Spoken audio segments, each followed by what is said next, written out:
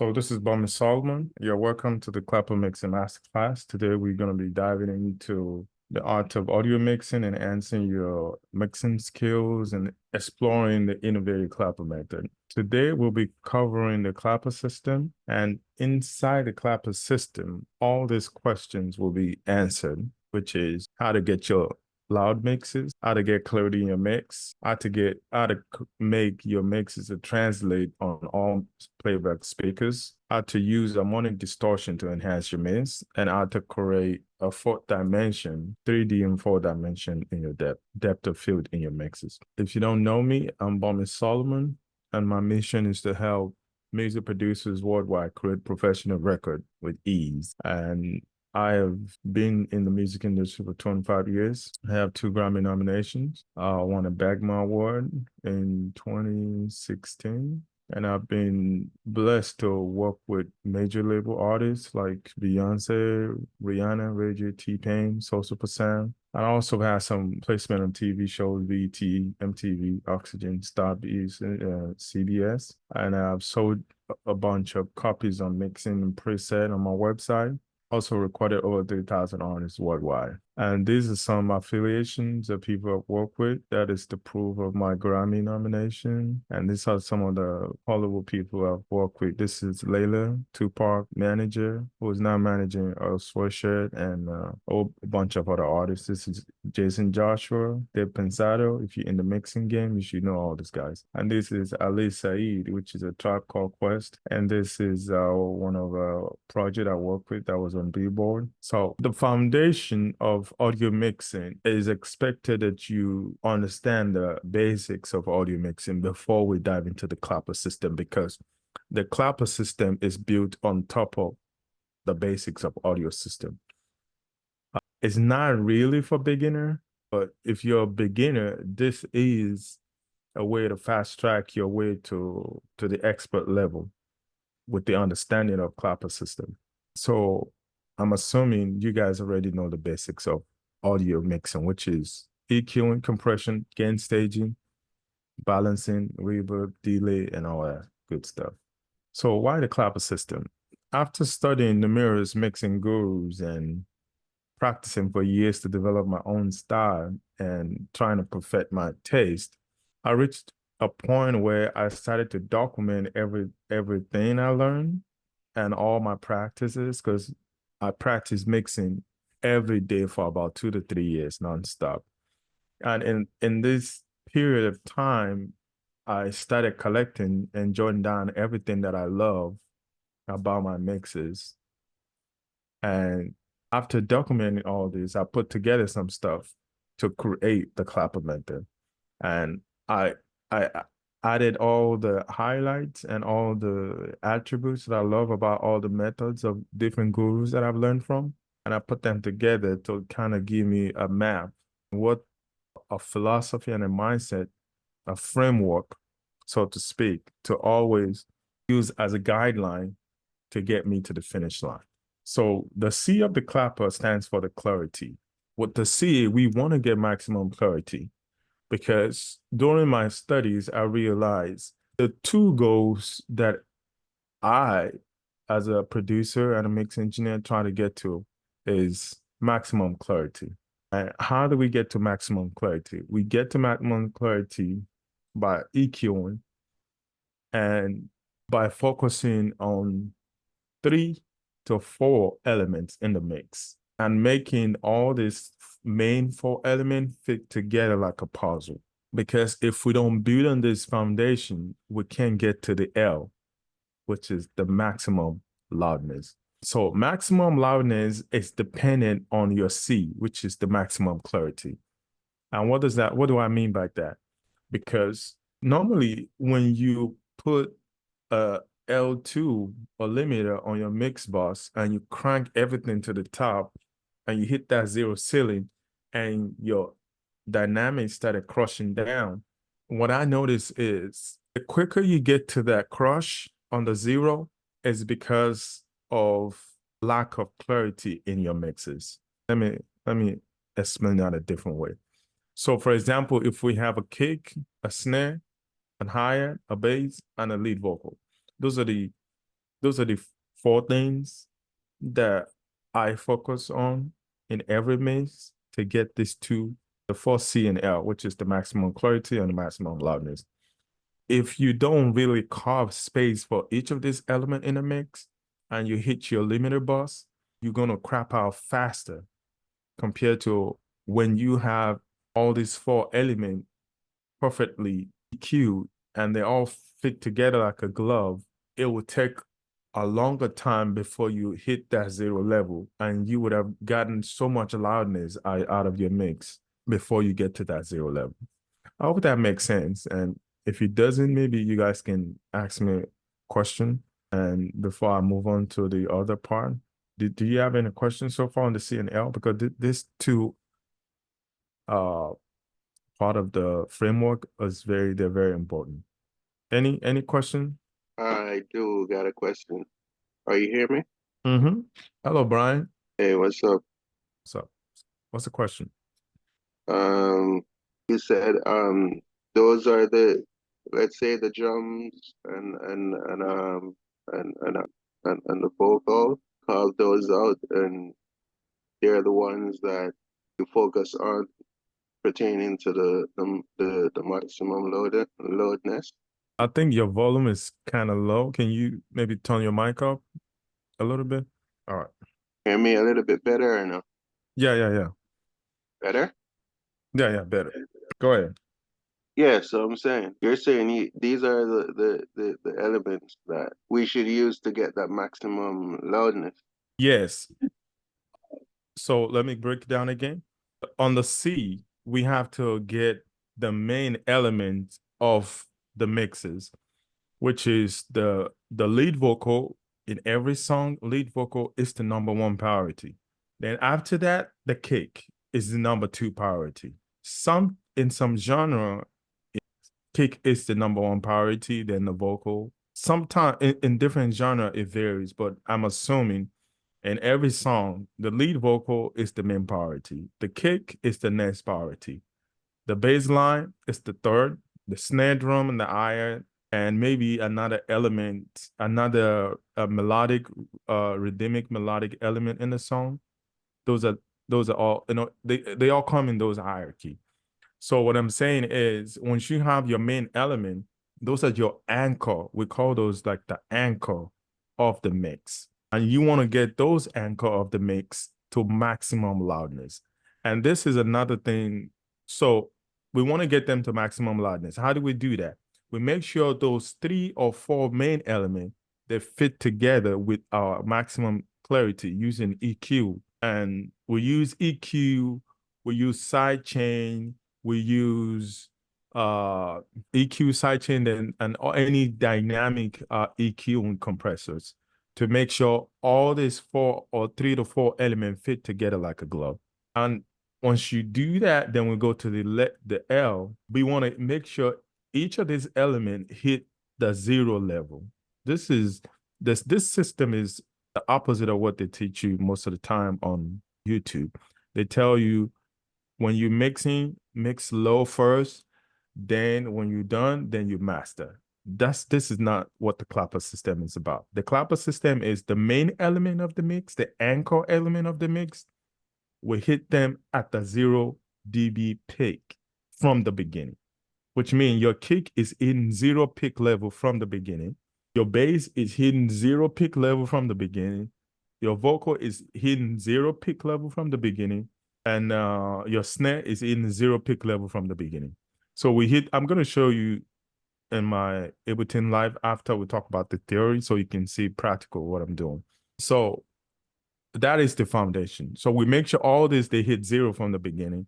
And after that, we make sure that we use EQ to make sure they fit together, because if they don't fit together with EQ properly, then we're going to be hitting our 0 dB in our L2 in the master bus way quicker compared to when we have when we have an element in the mix that fit together properly with EQ. Does that make sense, Bren, Amasa? Yeah, it make a lot of sense, especially when you point out the misconception of what we maybe come across on YouTube. Yeah. because definitely that's really the model there, and I'm just gonna point this out too. Working working with you, I think my greatest struggle is just reprogramming my brain. Yeah. So it was very good for you to point out that too, because we're coming to you with all these concepts that it's not really what we should have been taught in the first place. Yeah, Yeah. yeah, yeah, yeah. Masa, are you able to chime in on what we just talked about? Hello, Masa, are you there? Since we're not hearing from us, from Masa, let's just move on. So the A is the speaker adaptation, and what the A in the clapper system stands for is to help us rectify the problem that I have and most mix engineers and producer have during the mixes, which is the translation issue. Say most of the time when you do a mix, you finish the mix and you take it to a car or you play it on a phone and you realize that a whole bunch of information are missing it in your mixes. The translation problem is a big problem for me when I was studying mixing, and I online it's a whole bunch of people having the same problem. So how did we solve this with a clapper system? In the clapper system, I'm going to show you a practical example on my Ableton Live how to solve this problem. But to cover the theory part of it, we solved the problem by using parallel processing and harmonic saturation and harmonic distortion. So what we do is for all the main element of our mixes, we do a parallel processing with them and we remove the fundamental frequency of those elements. What do I mean by that? For those who don't understand what I mean by that, every sound they have, every sound have a fundamental frequency, overtone, and the harmonic series. So we have, let's say, if you play a piano, which is a key C, a key C of C2 is 65 hertz. That's the fundamental of the frequency. Then after the fundamental, there's the second, the first order of harmonic, the third order of harmonic, and it goes on like that. So when we trying to create uh we're trying to create harmonic series for our main element to make sure they come out on small speakers because small speakers they can replicate very very low frequency depending on what kind of speakers you have. If you're playing back from a laptop, we know most laptop they crap out from 100 down below or 300 down below, depending on the speakers. Phone speakers, the same thing, but around 100 to 300, they all crap out.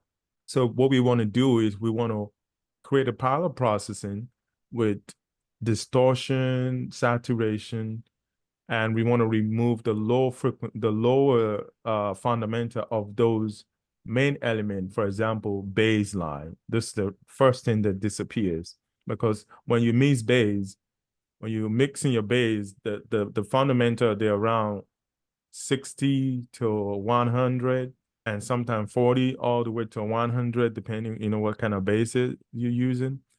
So we create a parallel processing and we use harmonic saturation to push the overtone series up in the frequency range. So we're going from 100, 200, 300, 400, creating harmonic series for the bass line. So when it's played on speakers, we can hear them properly. That's how we solve it with the clapper system. And the next part of the clapper system is the punchy groove. And the reason I put this as part of the clapper system is because over the years, I realized that when I'm mixing, by the time I start putting plugins on my sessions, those plugins they introduce very micro milliseconds. And if you're not careful, if you have a groove that's already been locked, and a groove that's already been locked into a timing, and you add in all these plugins, and those plugins they introduce 10 milliseconds, 25 milliseconds, 30 milliseconds. Before you know it, all the groove is shifting out of grid. And that happens over the time. I'm like, okay, that's the reason why I put the P in the clapper system, because I always have to remind myself that after I'm done with the mixing, I have to check all these milliseconds of the shifting of the groove and use my delay compensation in my groove to move the groove back to where they need to be. I hope that makes sense to you guys. Then the E is related to the A, but I still put it in there because besides using harmonic saturation to solve the translation problem on every playback speakers, we want to introduce harmonic distortion all around the mix in the master bus as well. Very minimal master bus to create some type of motion, because that's what the saturation and distortion, they create depth for all our elements. So how do I use this? I put them in different buses of my mixes. So I have a drum bus. I make sure I put harmonic saturations on there. Bass bus, I put harmonic saturations on there. Vocal box, I put harmonic saturation on there.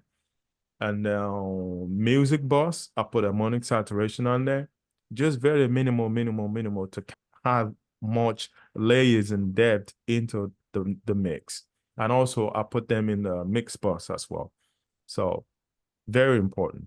Last but not the least is the 4D realism. If your mix doesn't have depth, it's it sounds flat and like 2D, because the way we hear, the way we see in the real world is always in depth. We can never hear in a one dimensional or two dimensional in the real life. If you see wherever you are right now, if you close your eyes and focus, you can hear something closer to you. You can hear something coming in the mid ground, something in the background, and something moving from forward and back. And we have to recreate that in our mix to be able to sound very realistic and to imitate the nature. So all these six elements, they're what I put together for you guys to be able to understand the clapper system. Any questions so far? No, no, I don't have any more questions. I just at this point I'm just absorbing everything. All right. My computer, unfortunately, is crapping out. I think because of the plugins and the mixes, and I'm running Zoom on the same computer, so it's not letting my sound come out. Because I really want to show you this mix that I use the clapper system for. But if I'm not able to play them yet, what I can do is just trying to show you what is going on. So the clapper system, I start from the kick drum, because to me, kick drum is one of the biggest anchor of every mix in this today's genre. So we have the top genre right now: pop, rap, Afrobeat. Those are the ones that are popping in America. I don't know in the other countries what are the top genre over there. And in all those top genre, kick drum is the biggest driving force when it comes to setting the loudness of the mix. So I start with a kick drum. And the way I use the clapper system is because I'm going through I created a clapper wave chain.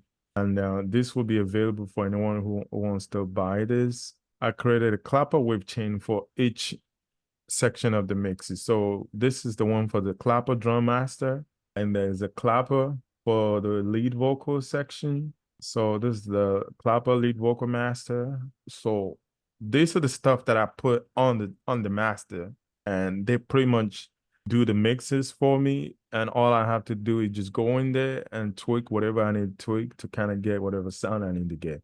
And this will take care of the loudness. I'm going to show you how to do the loudness. So you're starting with the master. So the point of the clapper is we trying to kill the competition. We're not trying to mix everything. They teach you online to gain stage everything.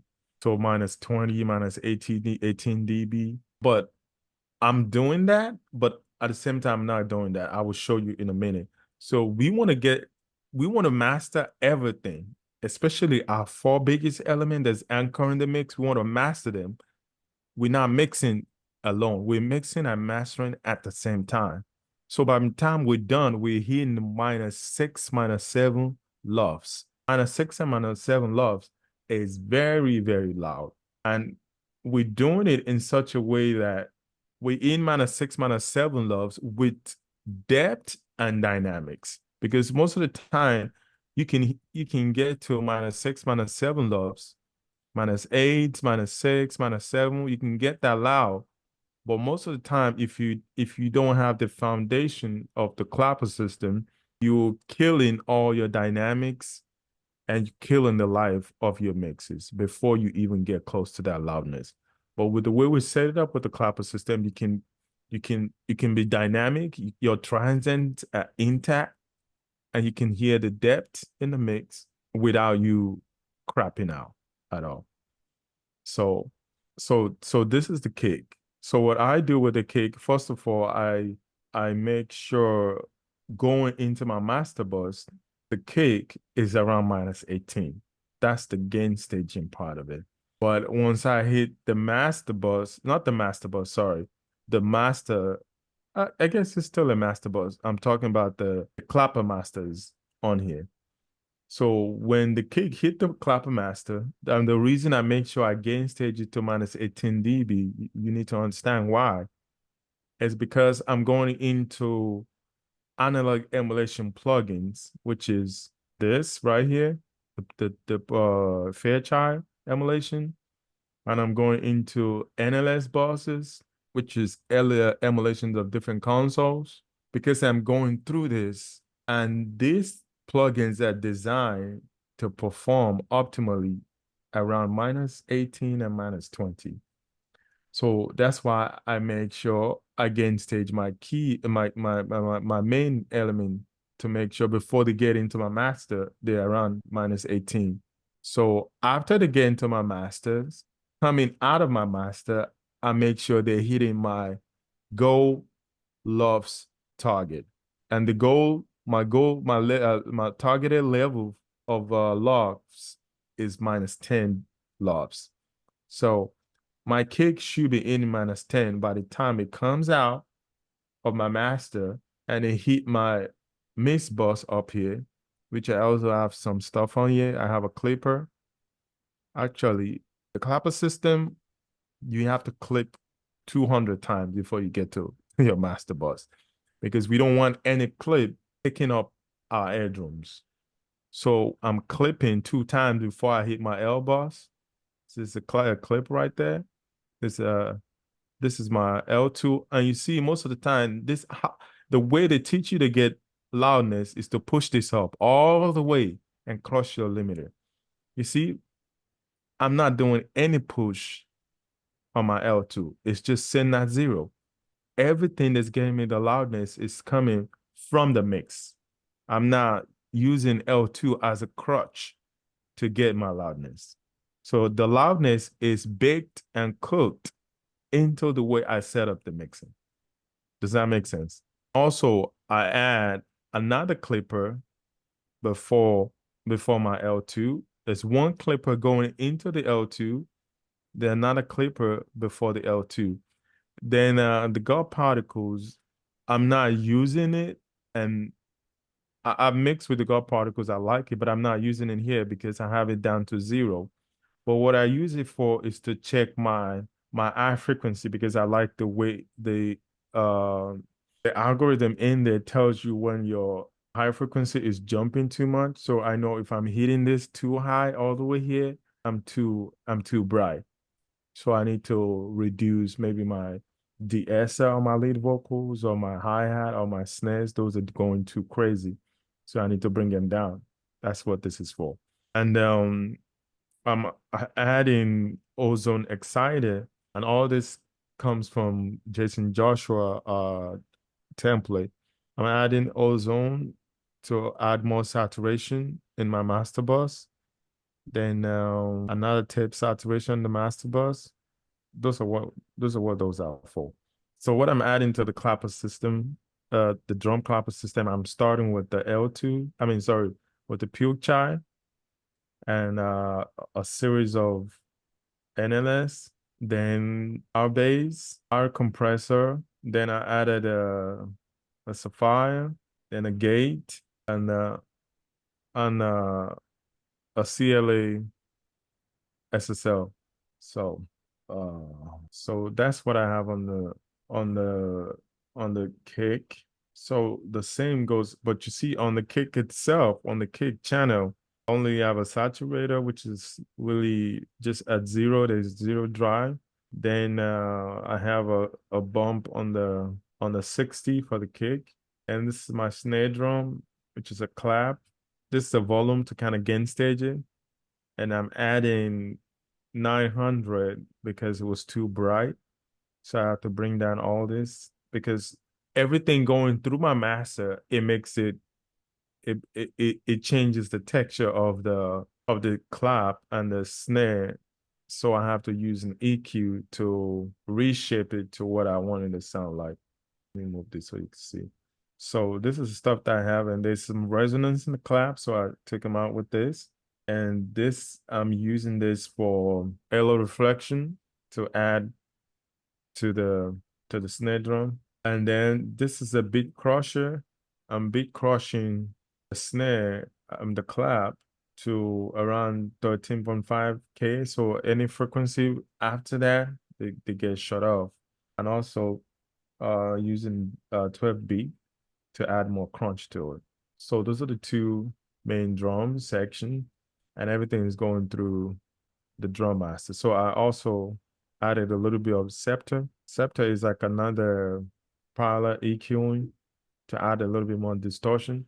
Then, like I told you earlier, I'm clipping in every stage as much as possible. So I'm clipping after the the master, the clapper master. And sometimes I will even add clips in individual element, but I didn't do that for this one. And then the bass section. So the bass section, this volume right here, this is what I use to gain stage the bass going into my master to make sure it's at minus 18. And when it hits my master, this is my bass clapper blaze master. It's very identical to the drums, but is a little different. I start with the puke chime again. Then it goes into a series of NLS. We go into a series of NLS. Then we have R bass, but this R bass, I took the frequency to 40. For the kick, I put it at 80 to create a difference in frequency. Then there's a compressor, and there's Sapphire, and there's Gate, and CLE mix bus. I mean CLE emulation of SSL console. And after that, it goes into, oh, okay, there's nothing, this is muted. Then it goes into a split frequency. And this is how I create the A part of the clapper method. Remember I talk about creating harmonic series for our speakers. This is how I do that. So I'm adding a guitar amp from the 150 hertz upward. So I'm adding that from 150 hertz upward. Let me see if people on TikTok can see what we're talking about as well. So I'm adding I'm adding amp to the 150 upward, and I'm using PS22 to split the frequency a little bit to create a stereo image. And after that, I'm going to an EQ and taking down a little bit of up to 2500, and that's it. That's all I have for the Clapper 808 master bus. Then this is a clapper. I did another clapper for the vocals for the background. This is the clapper chain for the background vocals. Just a gate to remove some noise. And EQ, I'm taking out a lot of 500 because this has a layers of vocals in it. Then I'm adding some saturation in parallel processing. So I'm adding a mani distortion chain, a little bit of NLX as well. All this has been done in parallel. Then I'm adding, this is Shep's, this is Andrew Shep's chain. What I'm doing here is I'm adding from 300 output, I'm adding saturation up there and a little bit of compression. I'm also doing CLA 76 with the outboss. So, and last but not least, it's the vocal chain. So what I did with the vocal chain is similar to the background, but it's tailored for vocals, for lead vocals. Our voice again, then you see, I'm not taking out the 500 that I took out for the lead vocals because I want my lead vocal to dominate that area, and that's how you make lead vocals and background vocal fit together in your mix, so they have different frequency to sit on. And this is the parallel that I have, parallel processing that I have for the lead vocal. I'm doing Manny distortion again, another series of NLS, and I'm adding an Abbey Road saturator, and the same with the Andrew Sheps. Then another CLA poly compression. Then another Andrew Sheps to create mid range. So let me show you. This is important. So I'm using this to create mid range. You see, the iPads is 600 and 3000.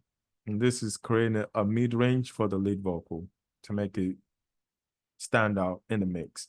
And after that, we're going into a C6 to take any resonant frequency. It's bugging me. Then we have a true verb, which is adding some L reflections. It's not a reverb, but just L reflection to kind of make it sound realistic. Then this is RDS here to take out some harsh 2K in the mix. Then a multi-band compression to massage everything together to give us a solid lead vocal. Then we go into L2, just like for safety. And this is what I use this L2 for. If my vocals is not getting me to my targeted loudness, which is my loves target, I told you earlier for clapper system, the loves target is -10. If I'm not hitting -10, this is how I do it. I just push this down to get me to -10. But everything I've done before this stage should have got me into that stage. But if I didn't get there, I can use my master to push it up a bit.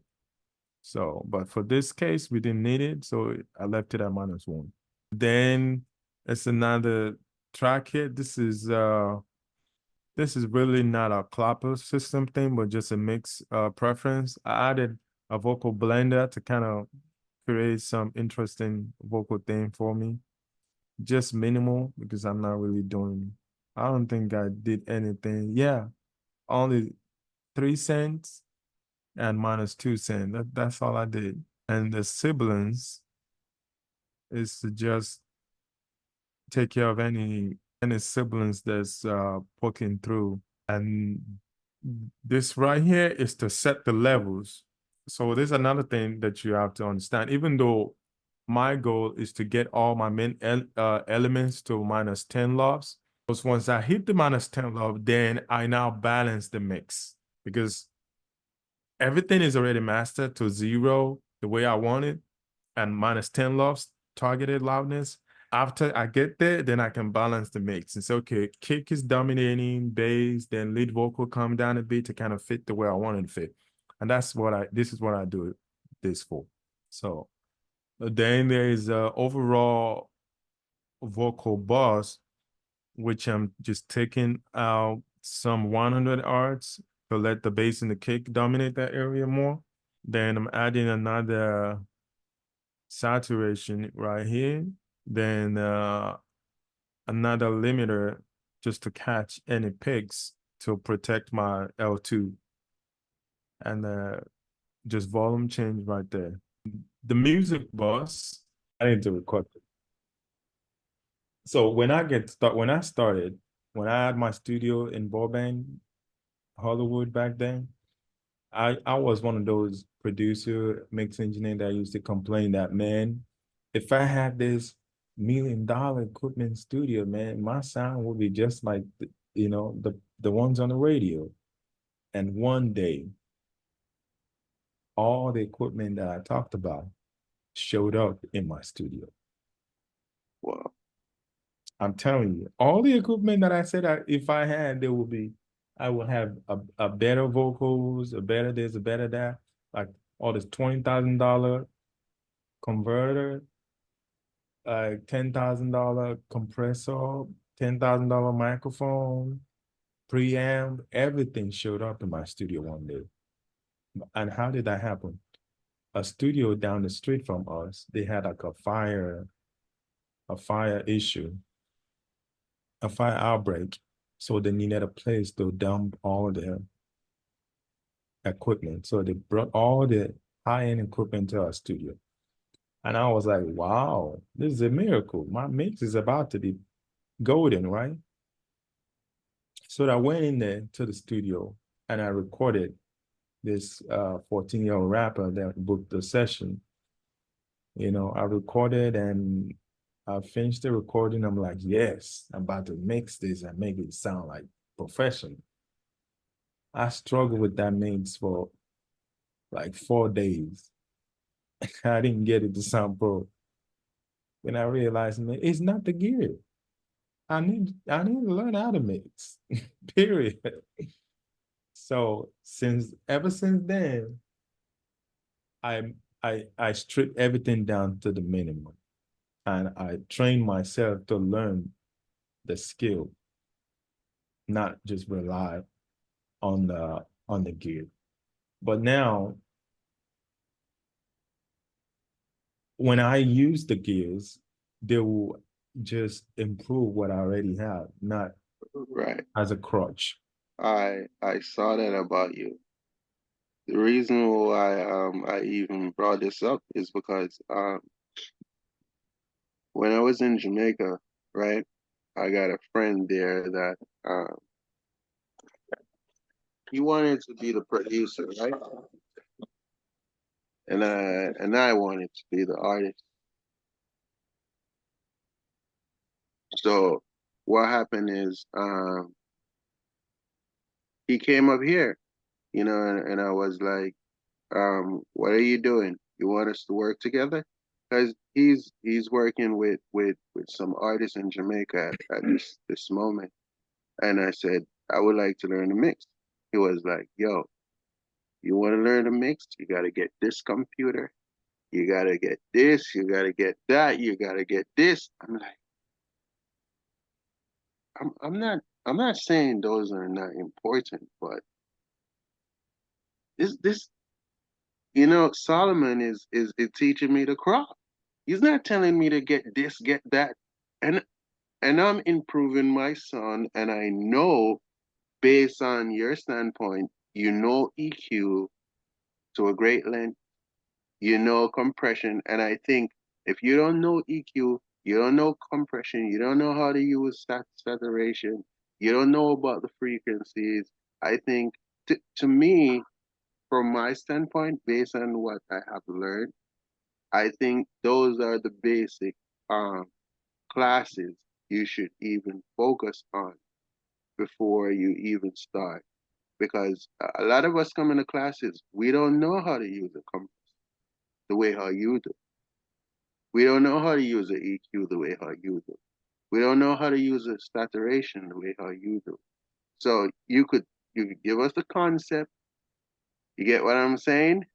You could give us the concept and we could get it, but if we don't even know how to use the tools, then we're not gonna get that result because I realize now it comes down to a craft, not just you go inside there, plugging in numbers, shifting stuff all over the place, copying because you think, you know, I remember we had a session that you were saying to me, did you hear that? You gotta cut this out. You gotta do this. I didn't hear anything. I to me, and I didn't record that track at my house.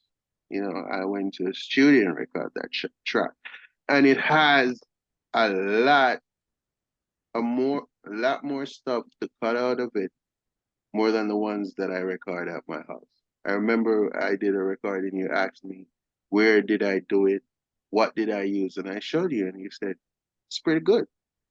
The recording that we were cutting out stuff at, you know, I went to Jamaica Avenue at a studio and recorded that. Mm. So I realized that it's still not really, it's not the plugin, it's not the DAW, no, it's definitely what you really know and your talent behind all of it. Yeah. Yeah. Well, so I'm gonna show you the clapper system. You do you're the lucky one that's gonna actually see how the clapper system works. I haven't showed this to anybody. Um, and it's unfortunate that my computer was crapping out with the other session, but this other session is not that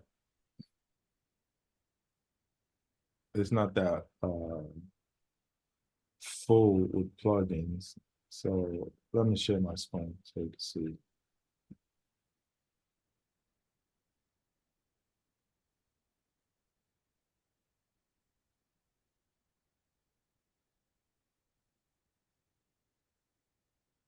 I got a question. Do you recommend me getting Ableton? Getting what? Ableton. Ableton? Yeah. Not really, because what I'm doing is not Ableton specific. I know, but you know, I'm just asking if you would recommend that. Yeah, I well, know I know that whatever you do, it's not. I know it's a skill, as I said before. Yeah. yeah, you can get it. You can get it. I've been using a producer friend of mine introduced me to Ableton Live in 2007, and I haven't left Ableton Yeah. since 2007. Okay. Yeah.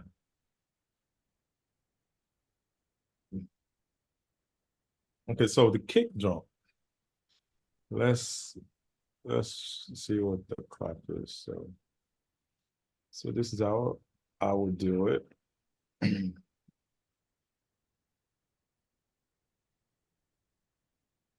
Um,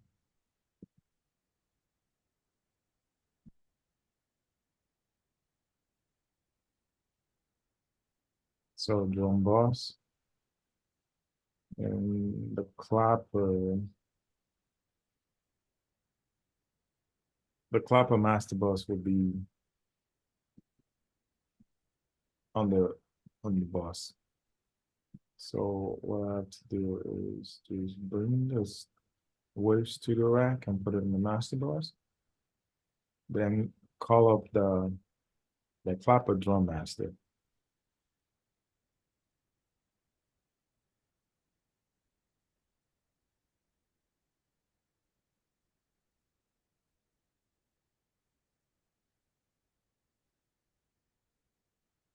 Yeah. See, my my CPU just jumped up because of the plugins that I'm using for the clapper. And I'm Yeah, actually, you're using a lot of plugins for sure. yeah, I'm gonna actually recreate a clapper chain, but with the stock plugin on my Ableton Live. I need to do some study to do that. For me to I already started, but I haven't finished it yet. For me to be able to do that, all this emulation plugin, I'm gonna have to go into the plugin and see the harmonic series that they have in there and use my Ableton plugin to replicate them one by one. It's gonna be a lot of work, but Right. I'm gonna try to replicate it with with the stock plugin.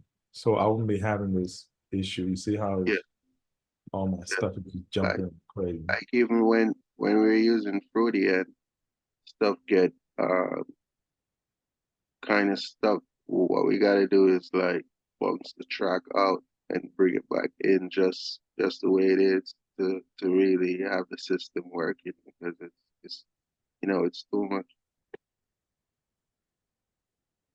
Okay. too much on the processor and memory. Okay. So this is how I do the game staging.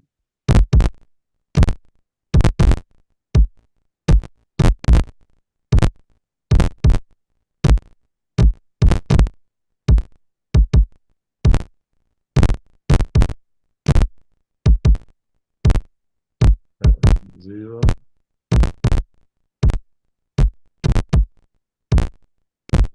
So I want to hit minus 18 right here before it gets to my master bus. So I just use this utility volume to bring it down by minus 4, minus 5.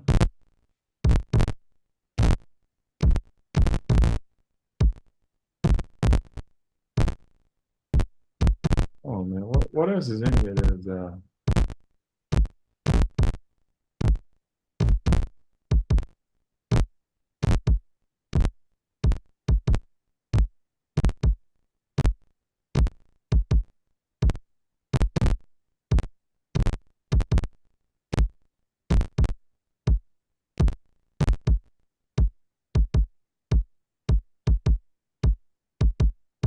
okay. I'm turning off the plugin so we can have some headroom to be able to get some stuff. Okay. So we want to get to minus 18. So it's around it. We don't have to be anal about it, but we just want to get to around minus 18. So then do you still use span? Yes, Okay, so yes, I I do. use span or I use any loves meter. If I don't use span, I use the waves WML plus. And I want to get to my minus 10 loves. That is my target loudness. After I set the after I've set it to minus 18, which is kick is my main anchor for the mix. Then I turn on there. Okay. Apparently it's not going through the bus yet. So let me send it to the drum bus.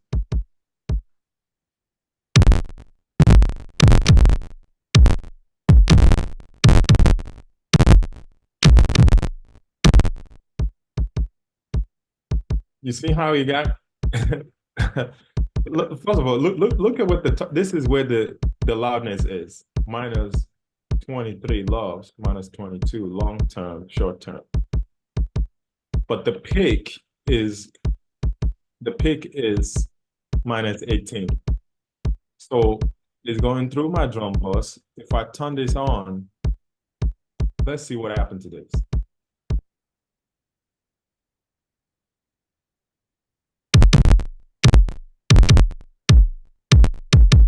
See that? Right. Do you see that? Yeah. You see how I got to 10? That's how many dB jump from that? From minus 23 to minus 10. That's like 13 dB jump. Right. How did I do that? Is that over clipping at that time or no? No, it's not. It's just the CPU because No, uh, no. Zoom is taking a whole bunch of my processing power from Right. Ableton Live. If Zoom Uh, was off, if Zoom was off, you'd actually be able to hear. Let me see. How else can I do this? the minus. Let me see if I can put Zoom in.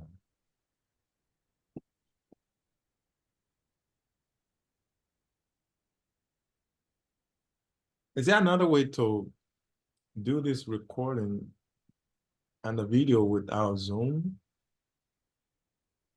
I know if I put you on Zoom on my phone, you can Yeah, see my screen.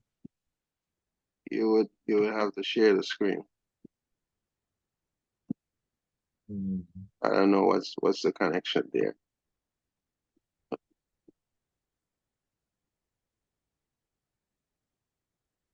yeah, let me see.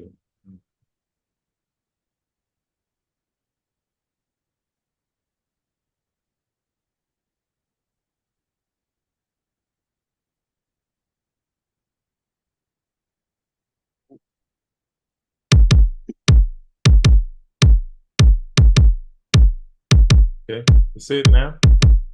Right. It's not clipping. You see, there's no clipping going on here. Yeah, I said it's -10. Yeah.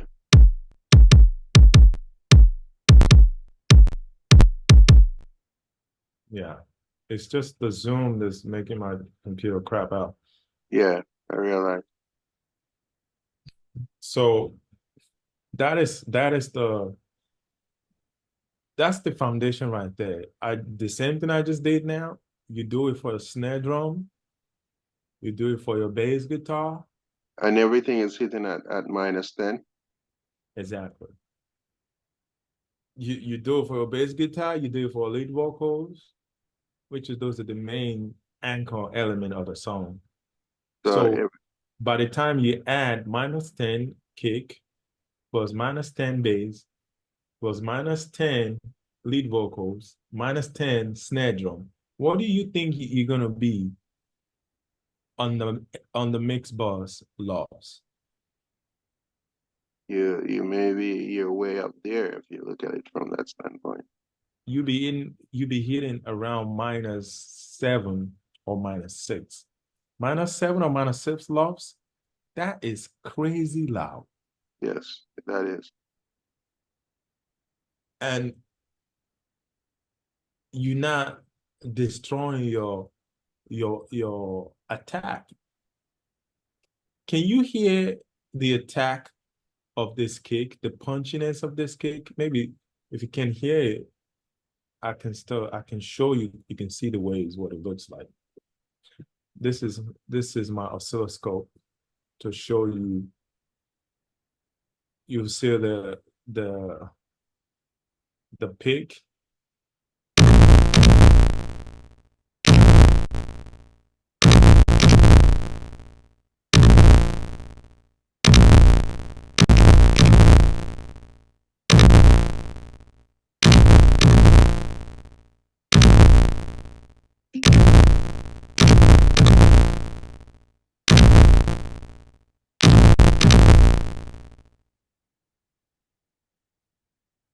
You can see that the kick has attack, it has a body Yes, it does. compared to a kick. And another way, the way people usually get their kick to be this loud, this is how they do it.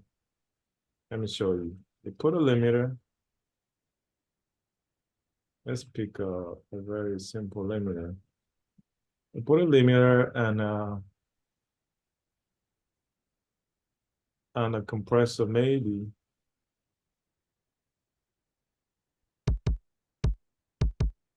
So let's say we just push the volume.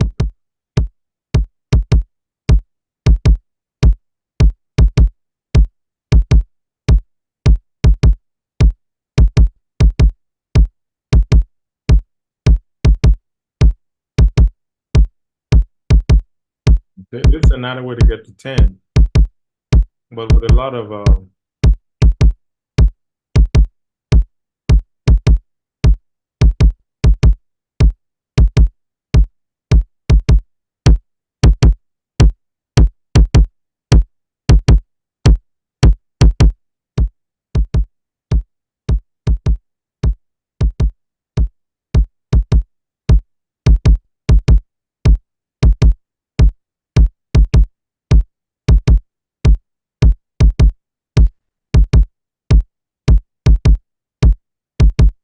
it so that we get in the 10 like there with a lot of push from the limiter.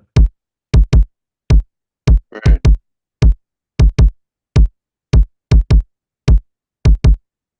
But we're not getting a good attack. But if we want to get attack, we can introduce this.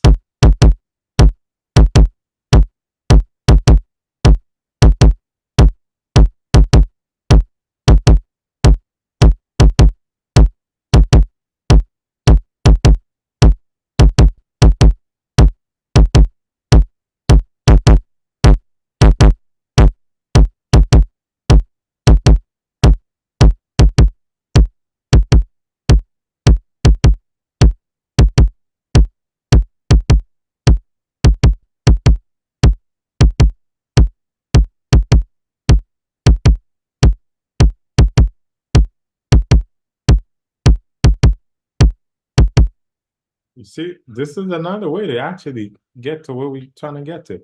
So the first way I did it, it changes the shape of how I like my cake. I like my cake to look like a Dorito chip, like with an attack like this, and it comes down like that. But if you had too much of this, I mean, compression and limiter, it turns to this flat thing. You see that? There is no. It looks mhm, like a block. So we don't want that. We want it to kind of come down. See how the decay is coming down. right, That's how I like my cake. So this is another way we can actually get to 10 dB. But the problem with this way is because we're getting to the target, but we don't have the quality of those layers of harmonic distortion that that we get from the clapper system. right, Yeah. So when I'm doing the stop plugin version of the clapper system, I'm gonna start here, but I'm gonna find ways to layer up the harmonic distortion into it. So this is a way to get to the system faster as well. And my kick is having the exact shape that I want. So if I want to maybe more attack, I'll have to create a parallel processing, add it to the chain to give me that more attack if I need it. So and that's always been the way I like to work. It's not about the plugin, is understanding the philosophy. So because there's so many ways you can get to the goal if you actually understand how to get there. So let me see if I can do one for the I'm snare drum. I'm learning that the hard way because I went back that track that you said I should go back and mix. I went back and I'm like playing with it for days and I just like, listen, you gotta learn the craft. You don't know the craft. So I know it's your skills, not just, you know.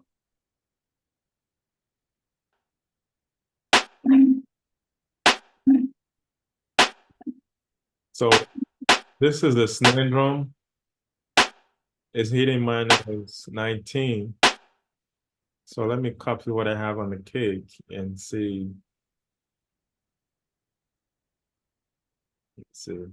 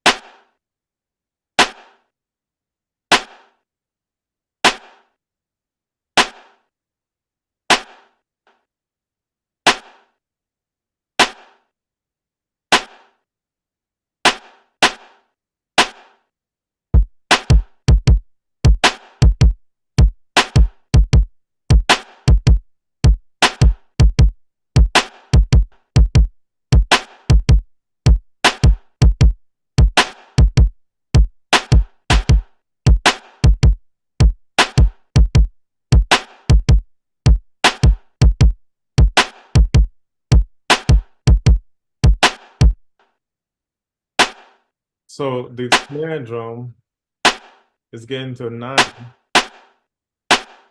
I don't like the snare drum that loud. So uh so come on down under 8. I don't want to get to 9. Let's take it back a bit.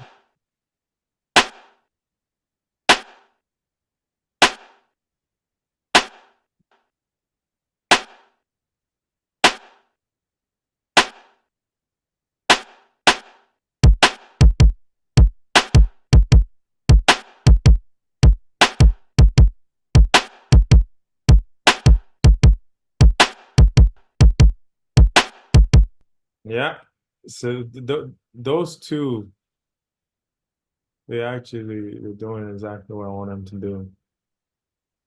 So the next one is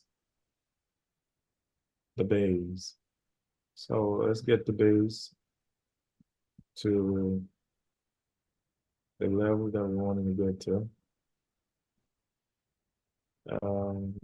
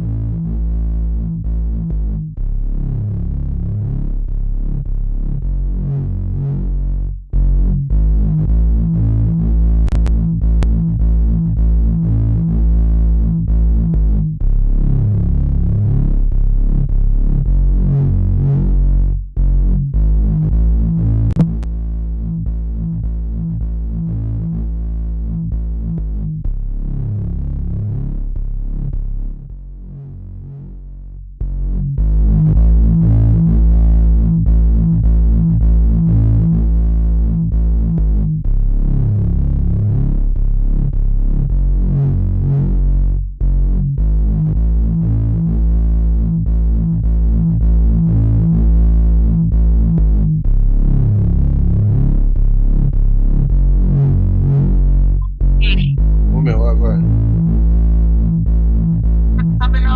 No, me never get in touch with them. Nah, get you up on the one.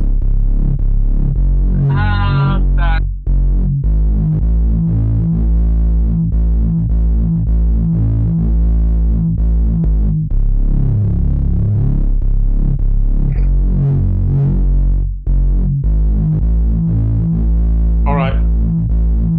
We're able to get the bass to -10 as well.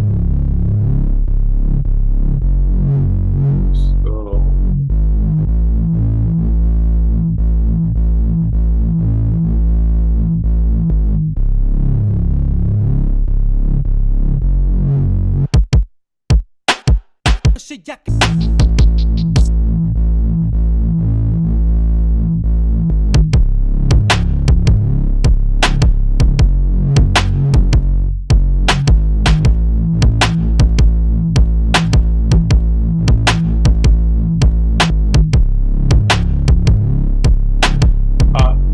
that just having these 3 elements, we already, you can see that with just this 3 element, uh, um,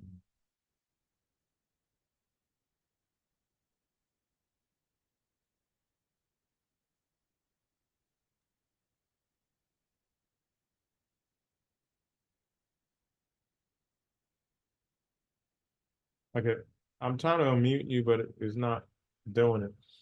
Anyway, with this 3 elements, we're able to already get to -7.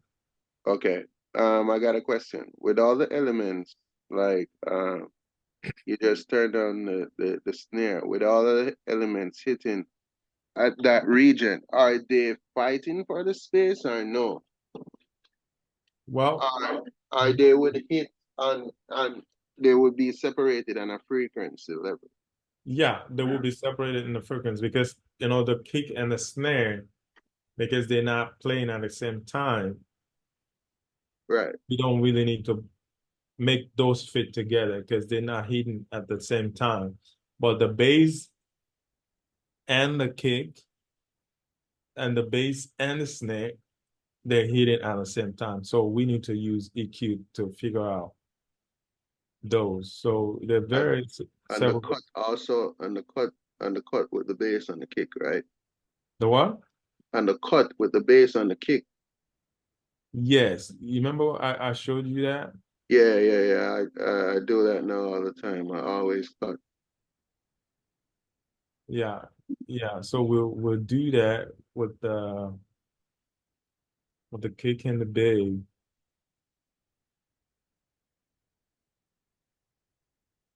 And what the if we don't want to do that, the lazy way is to just use a side chain and dynamic dynamic EQ. So let's just do that right now. So this is our kick right here, and this is our bass. So we want to make sure when the kick hits the bass kind of just duck. So, oh, what did I just do? Oh no. So you're gonna do like a fade in,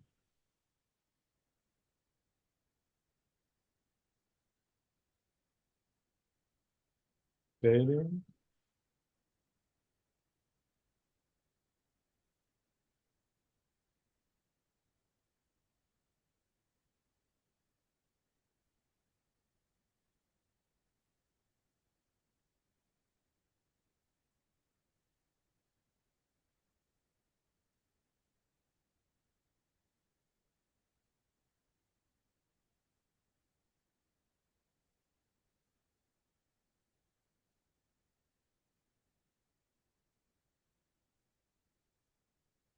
Fade in.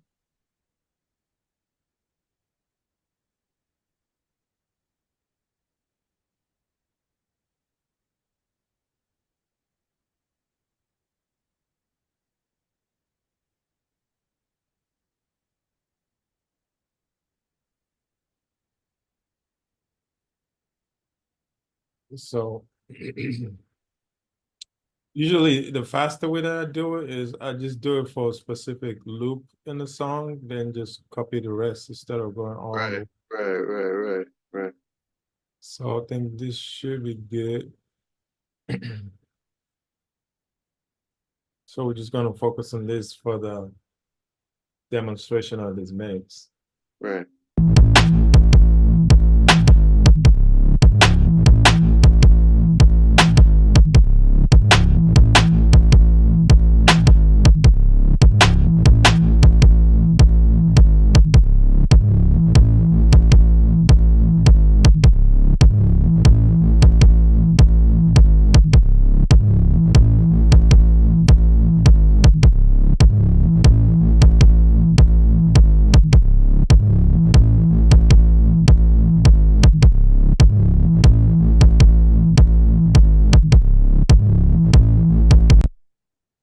So there's another thing that I've been doing.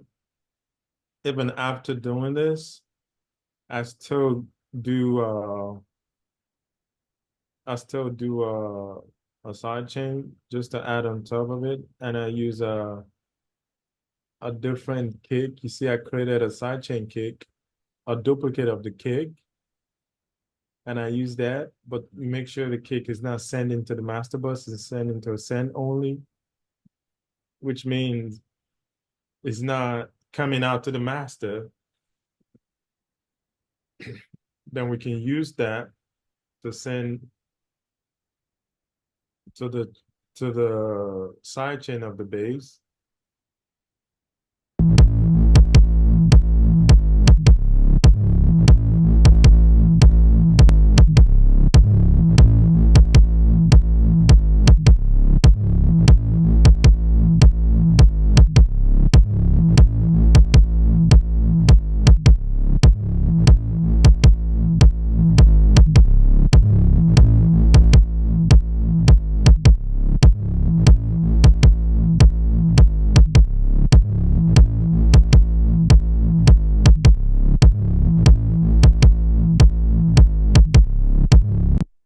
Yeah. So that's good right there.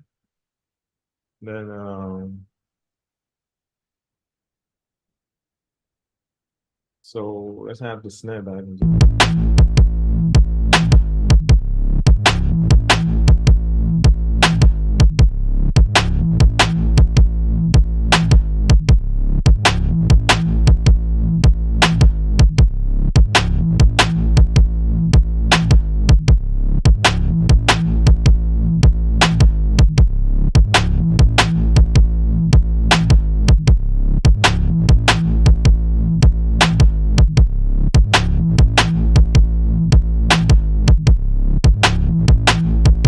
And that's the master, right? It's hitting like 8 at the master, right? so what? It's hitting like 8 at the master, right? Yeah, yeah, this is the master. The WLLM is on the Uh, master. Yeah. So because we're doing the fading and sidechain compression is reducing bass, which is good. But if you want more volume of the bass, we can just turn this up right here. So let's see if we get more loss volume. Actually, -8 with just the kick, bass, and snare is pretty much where you want it to be because by the time we add the vocals to it, we should get to -7 or -6.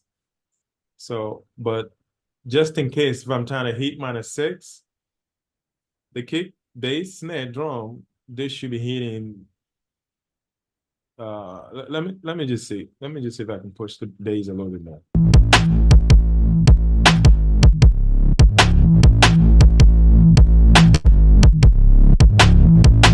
See now we getting to -6 already.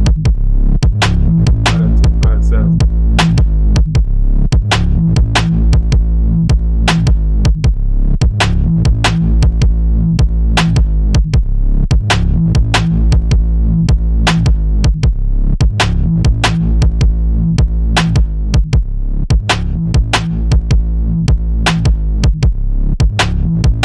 Okay. So let's try to do the vocal next. So for the vocals, I'm just using one of my plugins, not plugin, but one of my vocal preset chains for Ableton Live because it already has some of my mixing preferences in there. Music's one of the closest phones I found what I've been holding on. One of the closest phones I found what I've been holding on. One of the closest phones I found what I've been holding on. One of the closest phones I found what I've been holding on. One of the closest phones I Oh, man, one of the closest. maybe I got too much going on in there. All right, how do we get this to the level that we want? Mm,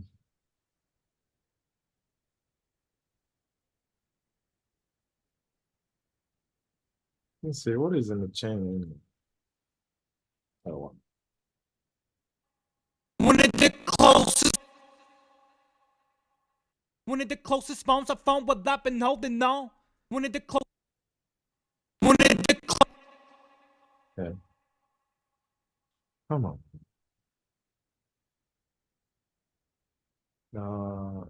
Let's just do a simple chain for these vocals since we're not able to actually do much because of yeah, CPU. yeah, yeah. The zoom is really taking up a lot of your processing, Yeah. a lot of your processing power.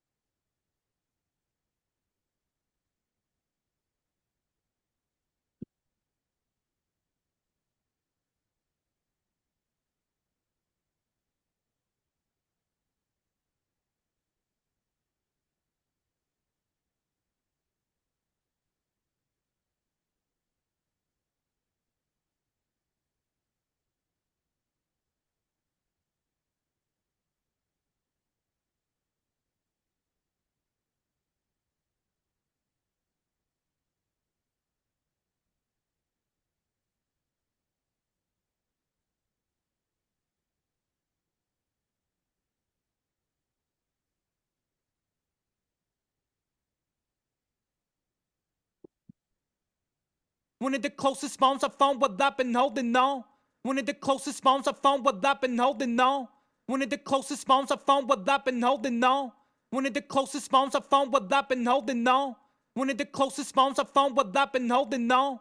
One of the closest phones I found what I've been holding on. One of the closest phones I found what I've been holding on. One of the closest phones I found what I've been holding on. One of the closest phones I found what I've been holding on. One of the closest phones I found what I've been holding on. One of the closest phones I found what I've been holding on. One of the closest phones I found what I've been holding on. One of the closest phones I found what I've been holding on. One of the closest phones I found what I've been holding on. One of the closest phones I found what I've been holding on. One of the closest phones I found what I've been holding on. One of the closest phones I found what I've been holding on. One of the closest phones I found what I've been holding on. Yeah.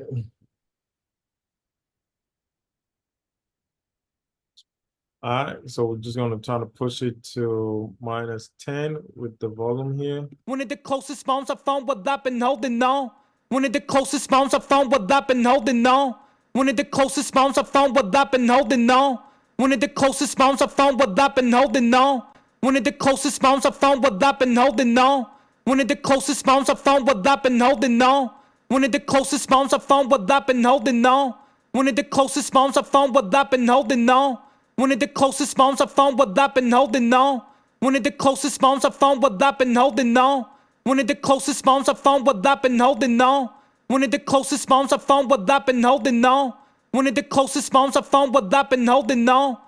One of the closest phones I found what I've been holding on. One of the closest phones I found what I've been holding on. One of the closest phones I found what I've been holding on. One of the closest phones I found what I've been holding on. One of the closest phones I found what I've been holding on. One of the closest phones I found what I've been holding on. One of the closest phones I found what I've been holding on. One of the closest phones I found what I've been holding on. One of the closest phones I found what I've been holding on.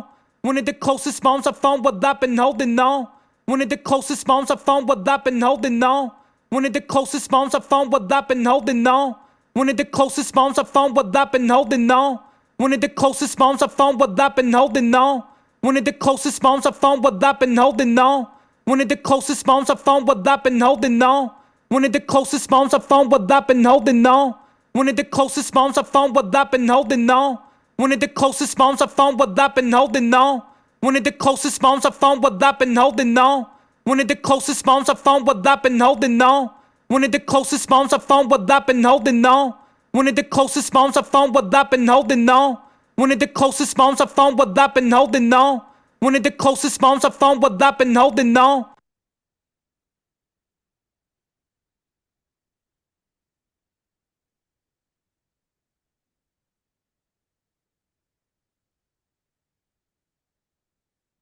Want to see where everything is hitting now?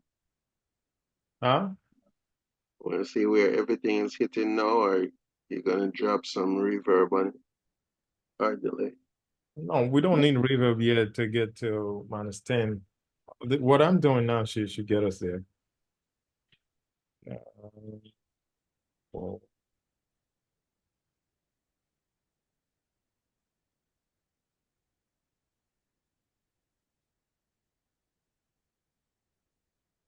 see this overdrive, I'm using it to add saturation on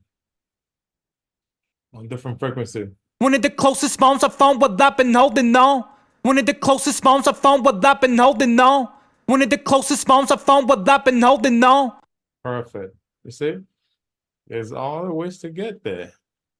Maybe I need one more. I need one more around 1K area. Let me do 1.5. 1.2. Yeah. One of the closest phones I found what I've been holding on. One of the closest phones I found what I've been holding on. One of the closest phones I found what I've been holding on. One of the closest phones I found what I've been holding on. One of the closest phones I found what I've been holding on. One of the closest phones I found what I've been holding on. One of the closest phones I found what I've been holding on. One of the closest phones I found what I've been holding on. One of the closest phones I found what I've been holding on. One of the closest phones I found what I've been holding on. One of the closest phones I found what I've been holding on. One of the closest phones I phone what I've been holding on. That's crazy. -6. Yeah. I don't have I'm not even crapping on my CPU with the zoom on. Are we No, able to get to -6 with a decent sound? You know? One of the closest phones I phone what I've been holding on. One of the closest phones I phone what I've been holding on.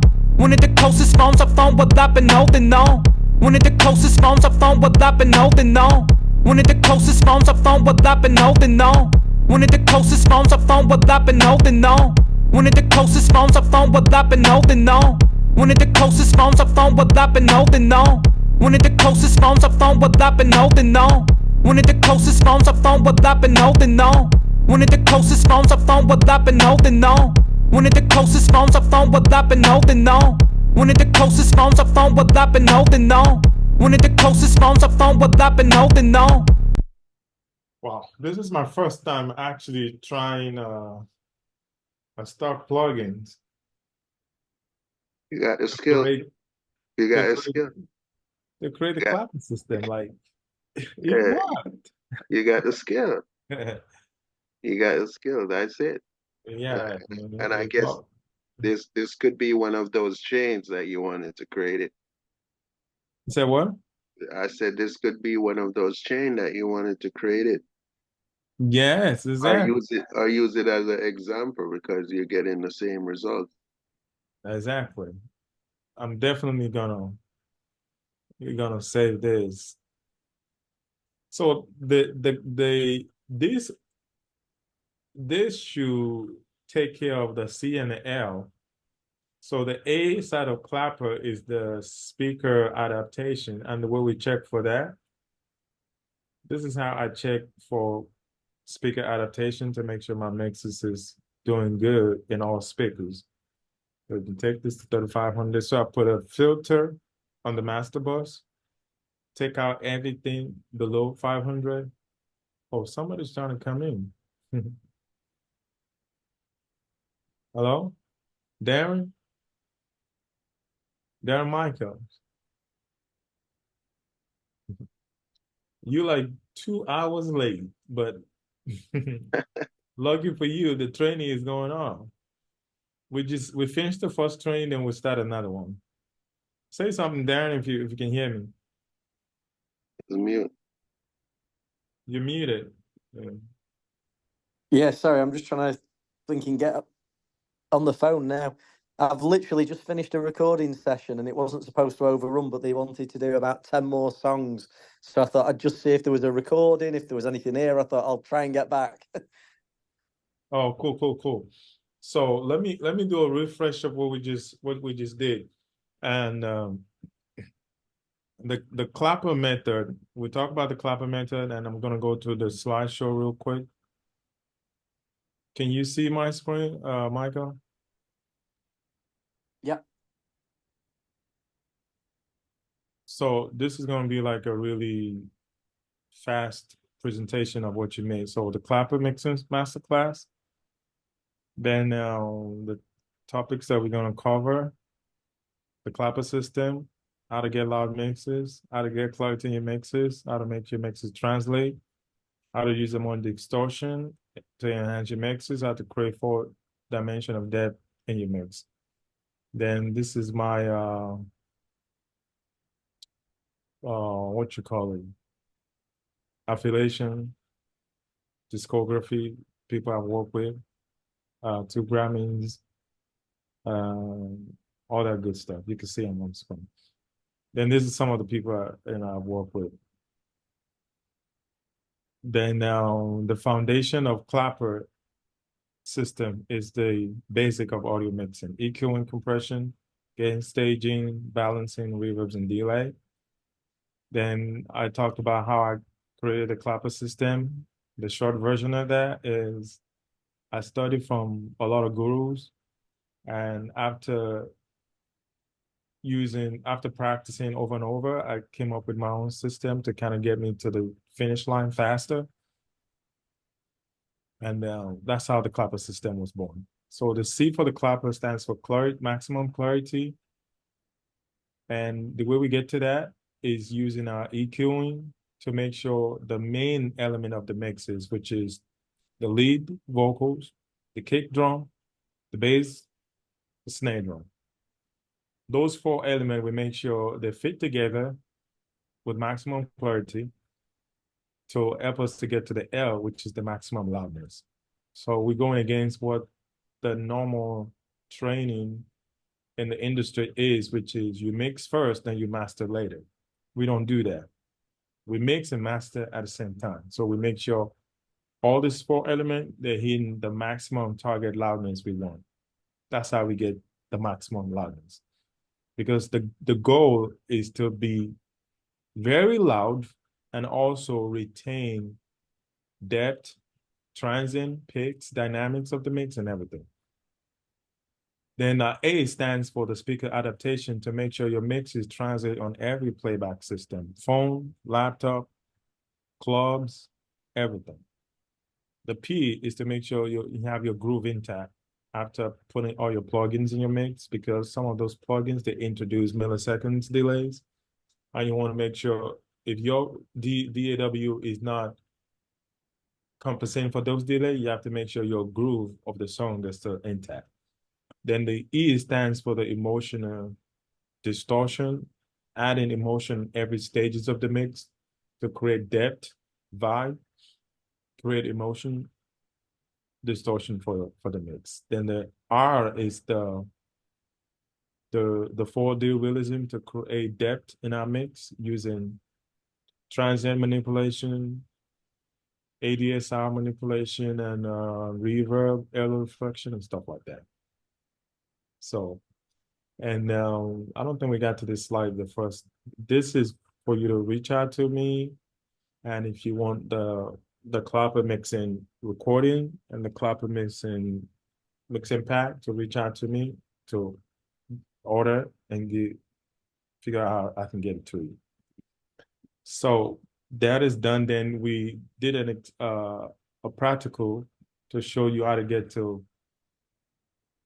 the target loudness with the Clapper system. So we started with the kick. We were able to actually recreate my Clapper. I have a Clapper wave masters that are built for each mix bus. So this is the Clapper drum master. I have one for a Clapper bass master, Clapper lead vocal master, the Clapper music bus, and the Clapper background vocal. So the system of the Clapper, once you put it in the master, I showed it to Brian earlier. Once you put it to the master, you get all your buses and the element in those buses to the target loudness, which is minus 10 lofts. That's what we try to hit for every buses. Well, not every buses, but the main buses, which is the drum bus, the vocal bus. We want to hit the drum bus, the vocals, and the bass. We want to hit our target lofts of minus 10. So by the time we sum everything together, we want to be hitting the master target low, which is minus 7 and minus 6, which is insanely loud. But we're not getting loud for no reason. We want to get loud with transient intact, with the depth of the mix intact, not everything crapping. So far, do you have any question, Darren? No, because I feel like I'm holding everybody up, but thank you so much for going through it all. No, you're not holding anybody up. It's just me and Brian in here. And Brian already learned this 2 times already today. So Brian's greedy. He should be telling me then. So you can have the floor and actually ask any question. So your main items that you're mixing in when you ran through them were the vocals, bass, snare, and kick. But then you've got your drum bus, your vocal bus, and your bass bus, and they're all trying to hit minus 10. But then when you unmute all of those and everything else that's in the mix, your master sum wants to be minus 7, minus 6-ish, yeah? Okay, yeah. Each bus, we're trying to get each bus to minus 10 lofts. And by the time we sum everything together, on the mix bus, we want to be getting to minus 6 6 or or 7. 7. Yeah. Yeah. So those waves racks, they're chains that you've developed for those buses, aren't they? They're not individual like vocal chains. That's like a drum bus waves rack that you've got there, is it? Yeah, this is for the drums. And there's another one that I showed earlier for the lead vocals. There's another one for the bass, and there's another one for the music bus, and there's another one for the background vocals. Right. So is that like something that you sell at the end, or that we can get? Yeah, I will be selling on my website. They're not there right now because this is a new system. I'm just introducing them today. No one has ever seen this besides you and Brian and Okay. the other guy that left. So I Right. will put this on my website. So obviously, those buses and everything, that would all work great for me in the rack, because I mean I use Logic and you're in Ableton, obviously. Exactly. But there's nothing Ableton specific that, well, Exactly. if you're following along. Exactly. That's why I put everything in the studio wave track, studio rack. So it's not Ableton specific. But what we did here, these are Ableton specific plugins just to achieve the same thing with stock plugins, and we just did with Brian. So yeah, for people who don't who don't have the luxury of a Wave Studio Rack, they can get to the same goal just by using the stock plugins, and this is what I just experimented right now with Brian. okay. So let me run that through with you again. So the kick is where I start. So we just use volume, compressor, and limiter to get to our -10. With the Studio Rack Wave plugin, the way you do it, if you're gonna get it, you have to make sure you get your kick drum hitting -18 first before they hit the drum bus. So for example, okay, let me take this filter off. So for example, this kick is shooting way over -18. And why do we have to gain stage each element in the bus to -18, especially the main element, the anchor element of the mix, which is the kick drum, the bass, the vocal. The reason we have to gain stage them to -18 is because the emulations that we're using inside of the Clapper system, those plugins, they work better when you fit them with -18, -20 dB signal.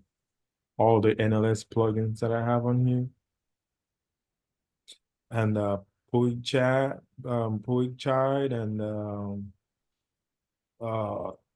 the CLA, all those analog emulation, they sound better with the -18. So this is how we can set this.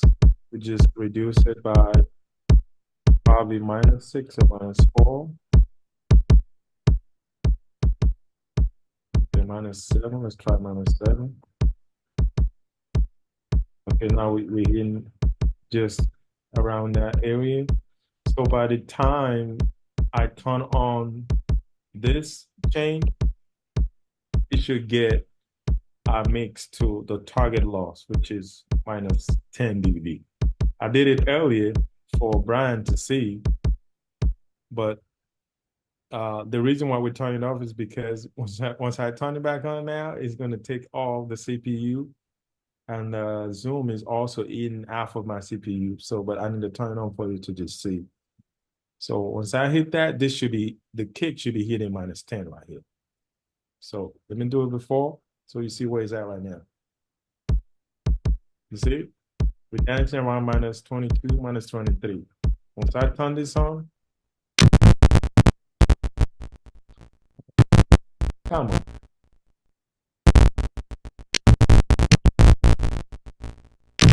The -10. Oh, Lord.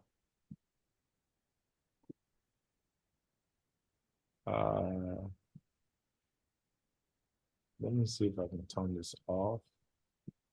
Maybe we'll be able to get some more room in there. Oh, man. Come on.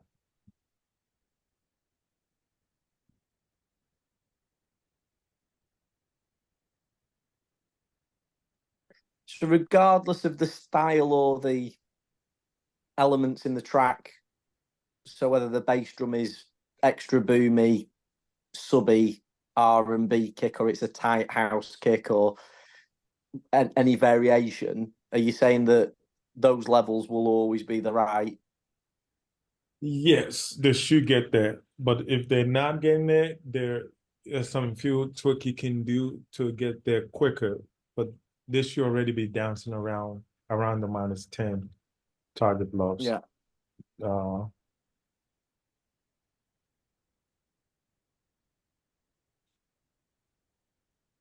My computer is not helping the issue right now, but Um, the basic way how you get to it the first time, you could demonstrate that to him, since you haven't. yeah. Yeah. So let's just do that. So what I did with the basic way is I used the volume and a simple compressor and a limiter to get to -10. And I shared with Brian earlier that Brent earlier that there is a shape that I like my cake to look like.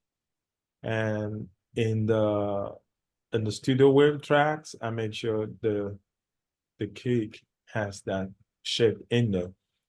Plus all the juices of the harmonic distortion going on to give me the depth and the vibe that I like.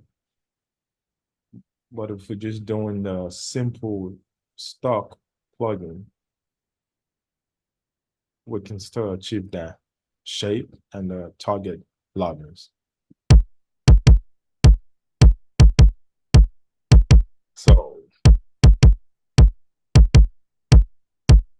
So we're able to do that with just the volume compressor and limiter. That's all -10 for the kick. So that's really simple. Then for the snare drum,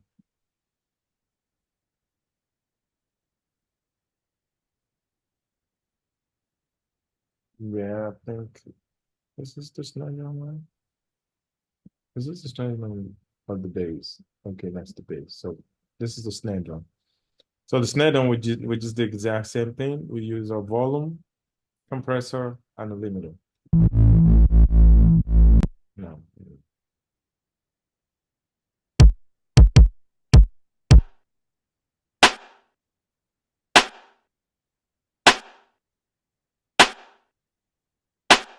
Reset. Okay, it's -10. So we're getting to -10 with that too. So then the bass. This is the bass right here. So what did we do with the bass? Volume, the compressor, and a side chain, and a limiter. And in the channel itself, I mean on the track itself, we did a fading for every kick. Can you see this, Darren? Can you see this, Darren? Yes, sir. I'm on a phone. I'm trying to unmute. Yeah, so you're manually side chaining it, basically. Yeah, we're side chaining with the fader, and also we're side chaining with the compressor. So that could be a kickstart type, but you've just chose to do it manually and get it out of the way of the kick on the fader. Yeah. Exactly. Do you do it manually every time, or would you sometimes automate that with like a kickstart or? Well, my preference is to do it manually. Actually, just do both because I figured out if I do both, I get clearer separation. So Yeah. I do both. It's funny. It's funny what you said because I mean I've got a massive supercomputer. My computer is sort of really fast and heavily loaded. It's a Hackintosh, but it's 128 gig of RAM with the fastest CPU and an SSD and all that. But you still find when you're running quite a few tracks that you've got that plug-in latency, and even though it is milliseconds, what you said before about the groove, so to do more of that and get it out of the way from the basics, then you've got less chance of things like that slipping as it all piles on and adds up, haven't you? Exactly. So the manual editing you can do as much as possible. Yeah, it's better to just do that. Yeah, keep it clean. Mhm. So that's for the bass, and we want to make sure the bass is getting to -10 as well. Reset.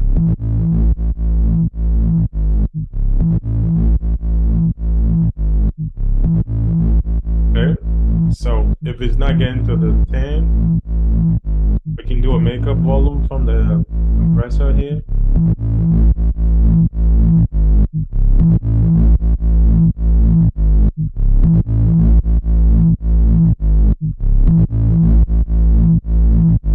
And now it's -8.